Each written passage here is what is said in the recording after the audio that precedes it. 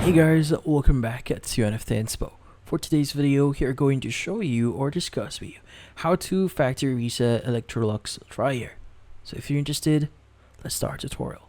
Now for you to factory reset your Electrolux dryer here, what we need to do is we need to access a few things here and we need to know a few things.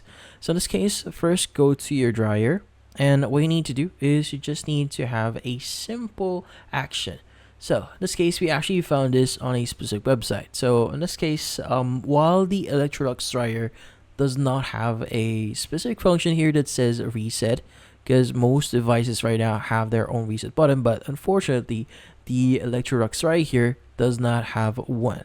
So in this case, for you to reset your dryer, what you need to do is you just need to simply unplug the dryer itself. Now, if you have anything inside it, make sure to remove anything that you have here. So in this case, once you remove that, you could go ahead and just unplug the dryer itself. And if you have the dryer directly connected to your breaker, you might need to turn off the breaker that is connected to your dryer or your whole breaker if you have that configured. But yeah, so setting it is pretty simple. Just turn off or unplug it. So wait for a few minutes.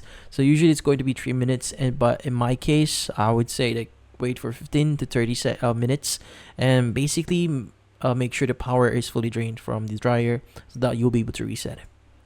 But that's about it. So hopefully this video was able to help you. Like and subscribe to NFT Inspo. Thank you for watching.